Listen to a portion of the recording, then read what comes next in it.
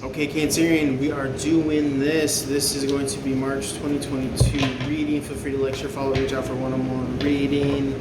Got the Chariot card in the reverse here. This feels as though there's a lack of incoming victory, forward movement, or progress. Remember, when you feel this way, the best way to overcome any stagnancy of waiting for someone else to kind of roll on by is to focus, laser-like focus on what it is that you are capable of doing.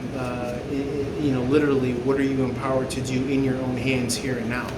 Okay, that's really how you win the day. Okay, you're not waiting for anyone, you're not waiting for anything or anyone. You're doing it yourself. You're picking yourself up out of these toxic cycles.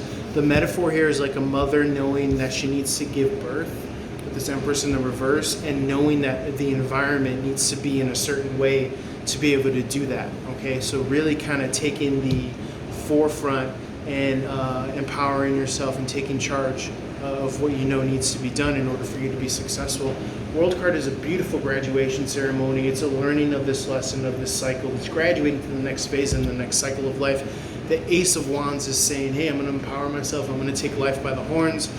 I'm going to take action. I'm going to focus on what I can control. And I'm not just going to sit here like a dud, on a rug and, wallow in lower energies that if left to my own devices, I could allow myself to kind of just wallow in. Because, again, we have a program that we've been raised and inhabited by that will want to feed off of externalities.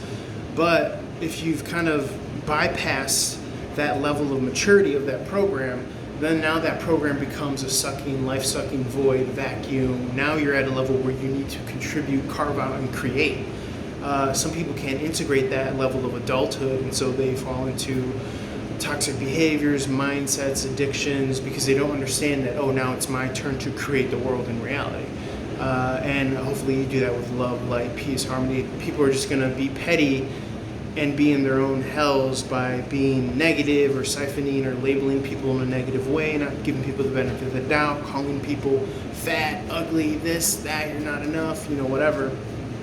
Especially on social media, because, it's both a gift and a curse in the sense that it's exposing people to themselves, and whatever energies that you're putting out there, you're going to get in return. So if you could dish it out, then, be mindful of receiving it. Ultimately, there's unconditional love and compassion waiting for yourself. You just need to accept it and vibe at that level.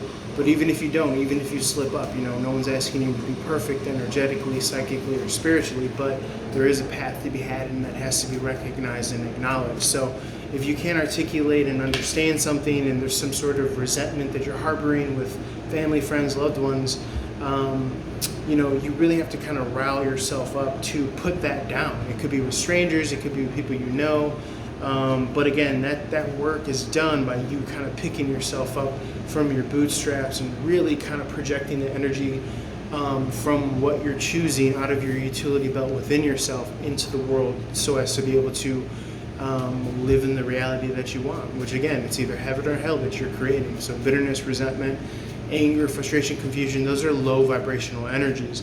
Confusion's a tricky one because we are wanting to categorize, intellectualize, but again, confusion is not plain fair. It's a low vibrational frequency, so better to kind of just soar above it, trust, faith, all those kind of bigger, broad stroke counter energies that offset those low frequency vibrations.